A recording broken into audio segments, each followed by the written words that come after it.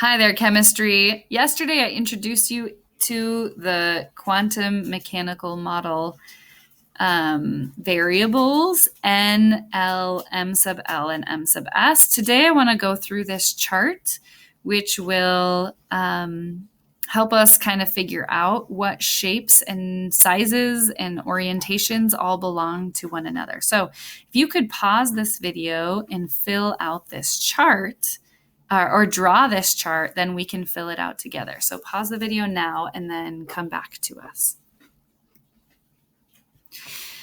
Okay, so let's just review the possibilities for all these. Remember, the reason we're doing this is because not all the energy levels can have all the shapes. So we want to figure out how we know which ones can have the shapes and which ones have how many orientations and all of that good stuff. And then we can start describing specific electrons.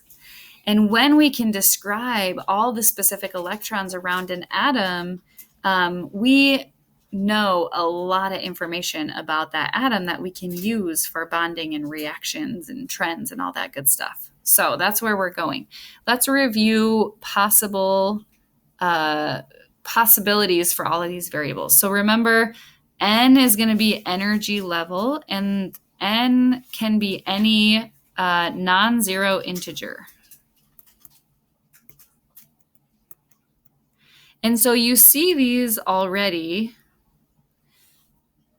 listed right here. We have 1, N is 1, N equal 2, N equal to 3, N equal to 4. So N's are done for us. Isn't that nice? L's can have the possibility of any number 0 to N minus 1. So it depends on the N we're talking about. If the N we're talking about is 1, then the L can be anything from 0 to 1 minus 1, which is 0. So there's only one shape. Remember, the shape 0 is the S shape, and S is a sphere. Okay, if we're looking at the second energy level, we can have anything from 0 to 2 minus 1. So we can have a 0, but we can also have a 1. S is that S sphere again. So instead of being a 1S, it's a 2S. And then that 1 is a P. Remember, that's our dumbbell. And so we can have a 2P. And we can keep going. 3 can be anything from 0 to 3 minus 1. So that's 0, 1, and 2. 0 is an S, 3S. 1 is a P, 3P. 2 is a D. It's our clover. So that's our 3D. Okay, now pause the video here and you do 4. What possible shapes can we have inside that fourth orbital? All right, and we can have anything from 0 to 4 minus 1. So we can have 0, 1, 2, or 3. 0 is going to be our 3S, or sorry, not our 3S, our 4S. 1 is going to be our 4P. 2 is going to be our 4D, and then 3 is going to be F, and F shapes are all over the place. So we just say they're crazy. They don't have one specific shape, and it's going to be a 4F. So we see possible subshells. We would call these subshells. We would call these energy levels, and subshell designations, remember, tell us the shape. Energy level designations tell us the size. Okay, now M sub L. M sub L's are going to tell us the orientation. And we figure these out by anything from negative L to positive L. So for the S shape, for all of these S shapes, it's our code becomes negative 0 to positive 0, which is just 0, meaning there is one orientation, and we call each orientation an orbital. So we've finally gotten back to this term. If you can tell me the energy level, the size, the shape, the orientation, or the energy level, the subshell, and the orbital, you have specified one specific orbital around the electron. And this is what Bohr was trying to describe. Bohr was trying to describe orbitals around your atom. So all of these are going to have one possible orientation, the 1s, the 2s, the 3s, the 4s. They all just have one orientation. Now the p's can be anything from -1 to +1. And so there's actually 3 orientations here. Remember, these were the X, Y, and Z that we talked about. So that dumbbell can be oriented on the X-axis, the Y-axis, or the Z-axis. So all of these P's are going to have 3 orientations. The 2P, the 3P, the 4P, all going to have 3 orientations. The D's are where it gets interesting. We can have anything from -2 to +2. So how many different orientations is that? This would be a good place to pause the video and count those up. And you should count 5, -2, -1, 0, 1, 2. 5 different orientations. So like I said, it gets a little bit crazy, right? You can have the X. So if you think of like a clover, right? A clover kind of looks like this. You can have a clover on the XY axis, the XZ axis, the YZ axis, and then you can have a couple diagonals also. So there's a lot more orientations for a complicated shape like that. There's actually 5 orientations.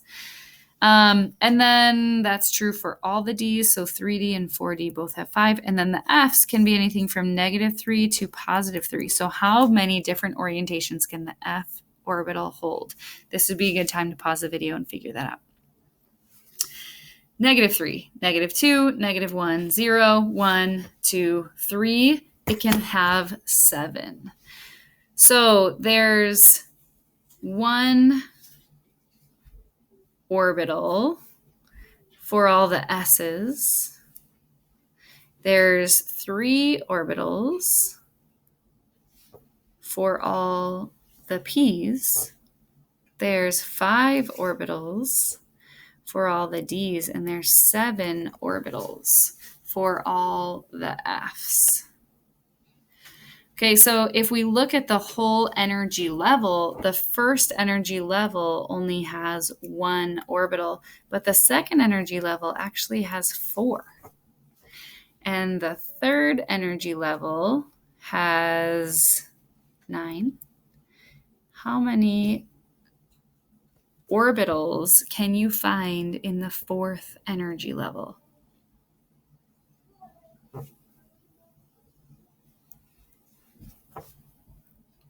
It's a lot.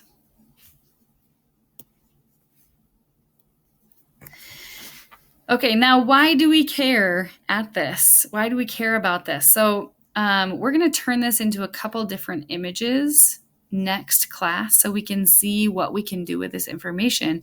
But the gist of this is this pretty much tells us how many electrons can fit in each energy level. So in the first energy level, each orbital can hold 2 electrons. Remember, electrons don't like to be by each other. They're going to repel each other. They can be forced next to each other within a specific size, okay? But they can't be forced very close to each other. So you can only fit 2 electrons in each orbital. Well, this tells us how many electrons we can expect to find at each energy level. At the first energy level, we can expect to find 2 electrons.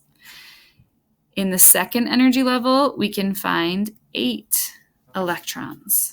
Where have we seen 8 electrons coming up as a number before?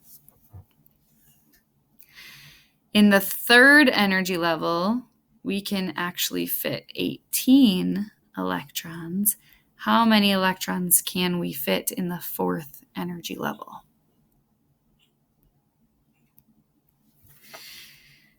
So this information becomes kind of interesting when we start looking at electrons, but it just gets bigger and bigger and bigger. We're actually going to unpack this information probably for the next year and a half in chemistry. We'll talk about it in this class a little bit, and then when you take AP chemistry, we're going to unpack this information even more and see what kind of implications it has on trends and reactivities and bonding and reactions and so on and so forth. And then AP chemistry is filled with all kinds of applications of those reactions that we build off of the quantum mechanical model.